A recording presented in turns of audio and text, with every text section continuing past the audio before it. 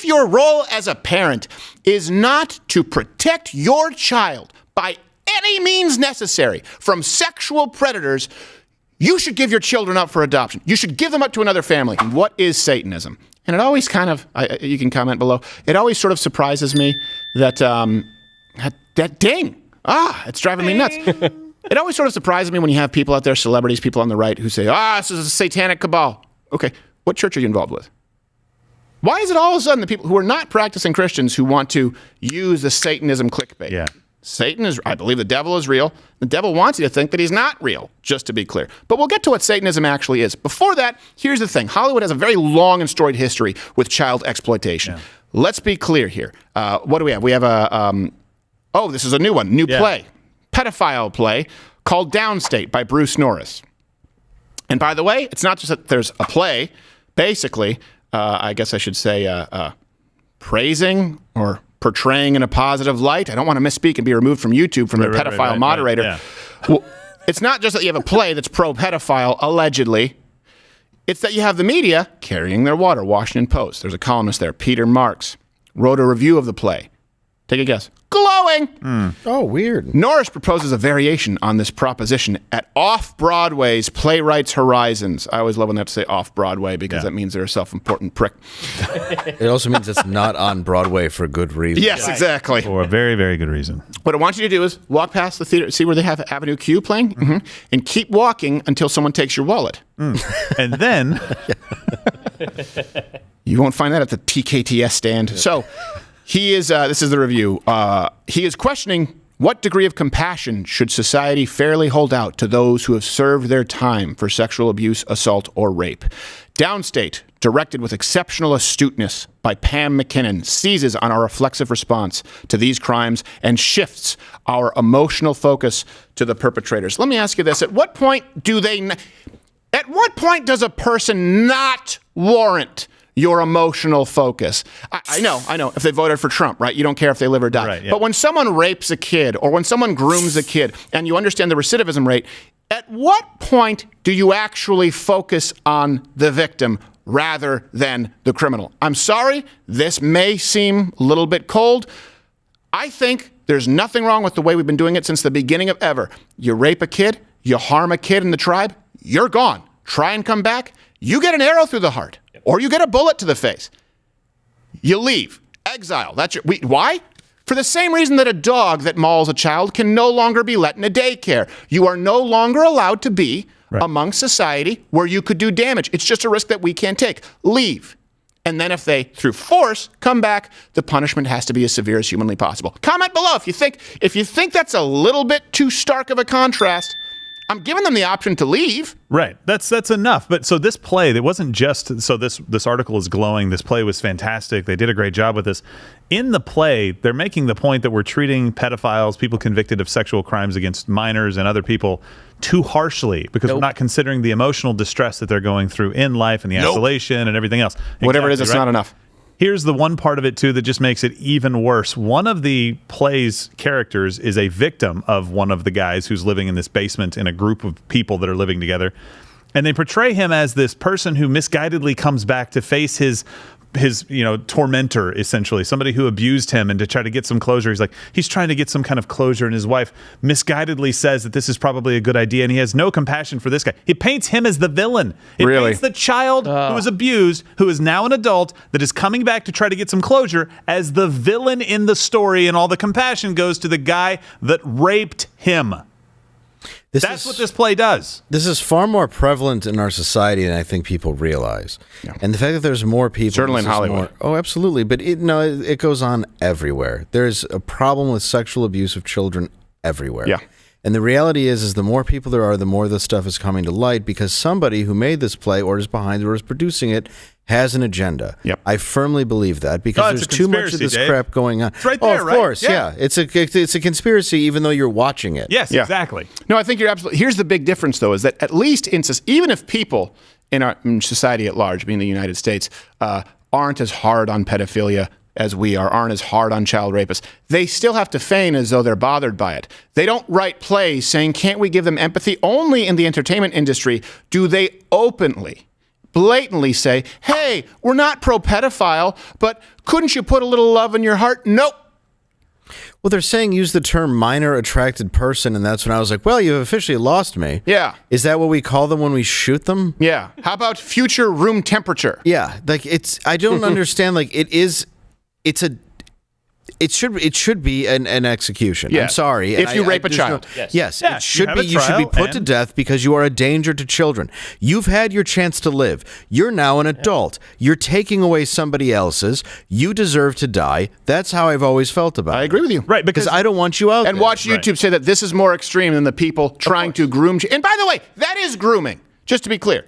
Creating a play like that you know a bunch of suburban white moms who make up the entire Democratic voting bloc and want to put their kids on puberty blockers, they'll be, hey, we're going to go into the city. Yeah, we're leaving Bronxville today. Let's go watch the pedophile supportive play. Can you write a report afterwards? What did you think? Oh, my child's so compassionate. No, you are an abusive parent. If your role as a parent is not to protect your child by any means necessary from sexual predators, you should give your children up for adoption. You should give them up to another family. If you are not willing, and I mean this, I'm not just saying someone who's a minor attracted person who hasn't acted on it still deserves severe exile. If someone has actually committed child sexual exploitation, and it's happening to the point that there's a huge industry that exists. There are more slaves on Earth than ever right now in recorded history, over 40 million. You know why? A lot of them are sex slaves, which is just another form of slavery, almost a worse form of slavery. A lot of them are children. If you are not willing to pull that trigger as a dad, you're not a dad. You're not a dad. And by the way, people say cowards. Hey, you know what? This is, and I mean this honestly. If you have someone who is raping your child, someone who is sexually abusing your child, here's the beauty of, or if you're a woman who's being raped, to be clear, people will often say, here like Sean Penn say, I think people who use guns are cowards. What, you can't handle it with your fists? What if the guy's in a wheelchair? I don't know. What if it's a dad who has COPD and his child's been raped? A mechanical advantage, just as good. And the mechanical advantage should be used by the state. I don't care if it's lethal injection. I don't care if it's the chair or if it's mid-act. Thank God you have the ability to protect you and yours, and it doesn't have to come down to who's taking the Liver King cycle. Let me give you a couple of other examples here. Corey Feldman, Corey Haim. Of course, they were both sexually exploited in Hollywood, and they were forced to work there for a very long time. They were passed around at sex parties. You have Bryan Singer. Of course, was accused of raping Michael Egan as a teenager. Of course, you have Kevin Spacey. I mean, countless people have come forward. Here's another example. Now, I want to be clear. I'm not saying Michael Bay did anything. I just find it weird that Michael Bay felt it necessary to include this dialogue in Transformers. I just think it's weird. How old are you? 20. She's a 17-year-old girl. So we can work this two ways. One, I punch you right in the mouth and you call the police on me. Dad. Or two, I just call the cops on you because this is illegal. She's a minor. We're protected by the Romeo and Juliet laws. We dated for a little while. I was a sophomore and he was a senior. It's fine. No, it's not fine. We've got a pre-existing juvenile foundational relationship. Statute 2705-3. What? Texas statute? Now, a couple of things here. First off, I also want to be clear. I don't think that people who are 19 years old who are dating a 17-year-old should be put in prison with sex offenders, just to be clear. However, they could have made that film and just had them both be 18. There's no reason to put that in there So except to encourage. I'm not being reflexive, right? I was like, this just why put that in there? Now, What an odd scene. I don't even think Wahlberg was acting. He was like, what? He's still trying to have sex with a minor. I didn't know. I don't care if you're 19, she's 17. That's gross. Why can't they just be 19? Michael Bay, you're spending too much time on special effects, not on human characters with realistic dialogue, okay? I just love that we used a We're Transformers going to transform you. If I were writing it, it wouldn't have gone down like that, all right? All right, this is the scene where we teach you about Jack and Jill laws involving sex with teens. I'm sorry, is this Transformers? Am I on the right side? It is. Yes. This is the movie the kids will watch. We want to make sure they're very aware of this law. And action. Yes. Jack and Jill laws. Oh, and this stick with the tennis ball is Bumblebee. Go! Go! Yeah. Huh? How old are you, Bumblebee? You have them talking about statutory rape while you're jiggling that bell like you're some kind of dog animator to Santa Claus at a shopping mall, okay? I don't know what's happening. Why does he have a card of the Jack and Jill law? Hey, he's done this before. Yeah, Does this exactly. come up so often? It's laminated. He came prepared. It means the first one wore out. He call him Selleck because that's not his first real name. Yeah, but Dave, it was right next to his condom in his wallet. Yes. He's like, look, Jack and Jill, we dated. Yeah. I took her out to dinner before I had illegal sex. Yes. In fact, the law comes And with a after the condom hill, holder. I did not put her back together again. Oh, no. Broke it off. Now, I don't know why the Hodge twins are in my head. Okay, so let's give you a few more examples. We've just given you some sexual examples. And, of course, you have the same industry. Drew Barrymore. It's the film crew encouraged her to down glasses of champagne at 10 years old. She was on cocaine, was in rehab at around the age of 12. And then, rather than saying, you people are all disgusting, Right. you people are all exploitative, she was at the Academy Awards saying, I feel like you people are like my family, and I couldn't have been raised by a better family. I don't know if you know, it's pretty rare for 12-year-olds to be in rehab for coke, bitch. Yeah, she thought the E.T. puppet was real. Yes. And was still also doing quaaludes on Yes, the set. exactly. Which brings us to Roman Polanski. 5 women have accused of him raping them as children, all the way back to 1977. 13-year-old girl, champagne and quaaludes. And they gave him Sodomized an her. Oscar. After. And wait, he was in France because if he came here, he would be arrested. Then you have another example here that's creepy. Dan Schneider, according to Zoe 101 actress, I guess Alexa Nicholas, Schneider would take pictures of kids' feet. I just threw up in my mouth a little bit. Here's a clip. So that wasn't even Polaroids, it was like a digital camera, and he would go around with money and ask to take photos of the kids' feet. I'm sorry, yes, the kids' feet. Yes. The children's Feet. Okay. Yeah, All right. their toes. Okay. And I remember thinking it was weird and silly almost as a kid. And I remember my mom going, don't go over there. My mom actually said no to it. Mom's But I garbage. saw other parents allowing their kids to do it. Well, I think she's trying to say her mom actually stopped her. Well, Yeah. that's good, but That's I mean, good. she kind of forced If it she into just the said realm, no, though. Yeah. like, don't do that. Okay, go take pictures of your feet. But the Dan Schneider thing, there's actually tons of footage from different shows. Yeah. Mhm. Where it's like they're putting food on their feet. There's all these foot fetish scenes. Like there's like, you have like them like in How do bed. you eat a tin roof sundae? But like in bed, like, sucking their toes. And it's all Dan Schneider produced television. That guy is an absolute creep. He's an absolute creep. Absolute creep. And really, it just comes down to when they get caught. Again, you look back, you go, Yes. oh, we had the signs. And sometimes they're caught, and it's still not enough. No, and Roman Polanski was caught. yeah, He was giving her drugs that don't even exist anymore. It's They still true. give him an Oscar. They did all the drugs. All of them. Well, and Hollywood seems like the best place to kind of preach morality. That's why I still love Ricky Gervais when it was, what was the Golden Globes? That was speech beautiful. he Which did? one? He did it like 5 times. The one that was just like he The lit Epstein. into every single person, including, and I like to call him this because President Trump called him this, Tim Apple. Yeah. Right? Instead of Tim Cook, he just called Tim him Apple. Tim Apple. I know. love it. He lit into him. A lot of you have to get back to being pedophiles. Sorry, I don't care. Yeah, when he said something about Epstein and they started groaning, he goes, "Why are you booing? It's your friend. It's not my friend. Why are you mad at me then? It's not my fault. Oh my gosh. I would love to see him do the Jerry Lewis. We wrote a whole script, the Jerry Lewis telethon, but it was Ricky Gervais, and he was just awesome. roasting kids. Remember? We just never really. This is too mean. Yeah. So this brings us to. I think this is important, right? Hopefully, comment below if you feel like this has been clearer for you as to what is true and what is not true. But this brings us to this idea, and you see these celebrities out there saying this is practice Satanism and this cabal of Satanists. Look, I want to be clear about something here. Satan is real. Matter of fact, Alice Cooper has a great description of it. He said, I did a lot of things, even when I had strayed, when I was distanced from God, but I never acted like the devil didn't exist. That's the danger. The real danger is acting like the devil doesn't exist. They don't want it to be on full display. They don't put it this way. It's very unlikely that the Satanism is going to be actual on-screen Satanism. It's going to be the feet in some yams. It's going to be something subtle, like a play that then gets praised in the Washington Post. Yeah. Satan, the temptation of evil, it's not going to show up as a vampire. It's going to show up as a sexy secretary. It's going to show up maybe as a social worker who tries to plant some ideas in your child's head that are antithetical to the idea of the nuclear family and mom and dad. And just to be clear, while we're talking about Satanism, I think the church of the sort of offshoot of Satanism that has the most amount of members is also, let me clarify this. They don't believe in God or Satan. So LaVeyan Satanism, right? Anton LaVey.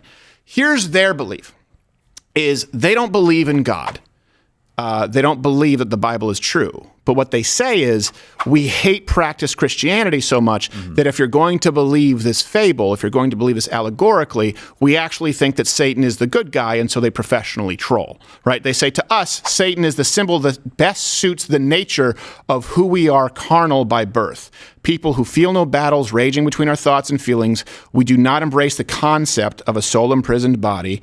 Satan represents pride, liberty, individualism, qualities often defined as evil by those who worship external deities. They don't believe in loving your enemy. They don't believe in mercy. They don't believe in a certain set of sin. They believe in whatever feels best for you. And if someone gets in your way, you can, of course, do whatever needs to be done. Now, this is a perversion of what we know to be good. So I just want to be clear when I say this. Yes, I do think that this industry, beyond any shadow of a doubt, is acting satanically because they've idolized themselves. They've created a graven image, and it's themselves. They sacrifice and worship at the altar of self, of what feels good right now, what is most pleasurable to me. And here's the big difference if you're a Satanist, meaning a Levian Satanist, or if you're someone who rejects God. I understand that there are a lot of things that, for example, as a Christian, God commands you to do that you don't like. Keep in mind, these are also the same commands that say, don't rape kids, right? So you take the good with the bad. Now, some of them might not be pleasurable, but we can't equate pleasure with happiness, pleasure with purpose, pleasure with fulfillment. That's what Satanism is. And if you look at all of these issues where we come to these time and time again, what they're doing with children, what they're doing, whether it's drugs, what they're doing with, pick an agenda, insert it here. It's almost always predicated on the idea of pleasure masquerading as purposeful happiness. Do not conflate the two. Satanism doesn't require Rosemary's Baby altar. It just requires someone to place their own selfish desires above what they're called to be from God with no regard for it. So I hope I've clarified myself. Yeah, and that's exactly what Satan did, right? So you don't have to go to a church that has Satan statues all over the place and bow down and worship and sing these weird songs and practice rituals to be worshiping Satan. Satan basically said, I will be like God. I will ascend the holy mountain. I will be above God. He was making himself God. That's all it is. And so worship of self. Where do people tend to worship themselves? Everywhere. Right. But Hollywood, for sure. Politicians, for sure. Yeah. These places breed people worshiping themselves. Yes. The entire industry is built on it. Anton LaVey is doing it just to get money from celebrities. Right, I mean, of that course. was really why it was created, was so Right. you could mingle with the herd of people that are self-indulgent. Right. And be a 501c3. You knew it would be an easy sell. It was. No, you're absolutely right. So you were just saying, you just said something, and it just, what were you saying? And be a 501c3 or just before that? No, before that, what were you saying? Oh, I don't know. Just Dave said something really funny, and it distracted Well, me. it happens. I was just saying that Satanism is worship of self. And Yeah. Hollywood and politicians, those are the two places that I see people worshiping themselves more than anywhere else. Maybe in corporate America, too, where Yeah. you think Yes. this is the thing. Well, you know we what? negotiate deals all the time. We're in business. We talk to people all the time. If I go into a call, if I go into some kind of a meeting, if I go into one of these shows thinking that I'm all that and that I've got all of this under control, then it's on me and my performance is whatever it is. And that's me, right? Right. I go into those calls and say, God, please help me to say the things like when we pray before the show, God, help us to have clear thoughts and have a clear heart and mind to put this message out there. Let's not just have it be us. And it's always weird when we hear back, God has left this place. But you know what's low scale? Satanism, worship of self. We see this and we go, that's incredibly perverse. How about the song that says, you're perfect just the way you are? Right. Everyone thinks that sounds great. It's horrible. No one is perfect just the way they are. You're awful. We're all terrible. Just to be clear, human there. beings are not inherently good. We can become good. When people say, oh, children are so innocent, and have you watched kids at daycare? Oh, they're evil. They steal and slap each other. Yeah, they don't care. They require values to be instilled. It's not innate. But the idea that you're perfect, you're beautiful, maybe you're not. You don't need to change a thing. Maybe you do. You know what else? If he loves you, he'll take you exactly the way you are. You have nothing to improve? Nope. How about the fact that you leave your contacts on the floor? Hey, just remember, though, that Jesus is victorious. This just broke. Chris Licht of CNN, he just released this letter, and he said, today we will notify a limited number of individuals, largely some of our paid contributors, as part of a recalibrated reporting strategy that they'll be let go. Oh, okay. That's a long way around to say, you suck! You're mediocre nothing! And you know what, Dave? I do want to, and I don't, this is obviously something personal to you, but I think you've been pretty open about being a recovering addict. Yes. So, obviously, the path of anyone who's addicted to anything, whether it's alcohol, whether it's drugs, whether it's sex. It starts off, of course, as pleasurable. Of course it does. Yeah. Well, yes. To some degree. It starts off as pleasurable, yes, as socializing, but it does start off as pleasurable to a sense, yes, because it takes away pain. But does it mean happiness? No. That's the exactly exact opposite. And why do we? And that's the point. Is the problem is Hollywood starts with that first half, and they don't tell you where it leads. And that's why we do what we do sometimes. We say, hold on a second. You don't know the end of the story. Now, this is, and we've talked about this, an incredible amount of respect, not only for what Dave has done. I know how hard it is, having had many family members who struggle with addiction. That's the arc. But you can't have that arc unless you acknowledge that pleasure isn't the same as happiness. You know something else? Yakuza here. We know, Toolman, we have a gym here at the office. Wasn't something he really did. Wasn't very pleasurable when you were starting. No. But now you're starting to see some results. Yes. Oh, yeah. And not doing anything as you get older, not training, that's not going to make you happy when you can't play with your kids. We need to start earlier. We can't just have a bunch of reactionary bullshit, and I mean sometimes actual bullshit in Photoshop saying Satanism because you're not plugged into a church and you're not reading the word and you're not actually understanding that far earlier along the trail, we are dealing with the worship of self. Because if you worship self, what happens if self is bad? Hey, maybe on a good day, you end up with Lizzo and fat pride. Worship self? Well, you know what? I wouldn't say that's a good result. Or maybe you worship self and you write a pedophile play. And maybe you worship self and you're such a great playwright, critic, that you decide to praise the play. And that goes down the trail and down the trail. What Satanism is, this is the most effective tool that Satan has in his tool chest, is selfishness, right? Pleasure being conflated with happiness, combined with subjective morality. You take those two, you can convince anyone to do anything you want, including Build-A-Bear BDSM or puberty blockers for 6-year-olds. How do you get that far down the trail? Well, hopefully I just laid out a blueprint. Watch Louder with Crowder live, Monday through Thursday, 10 a.m. Eastern.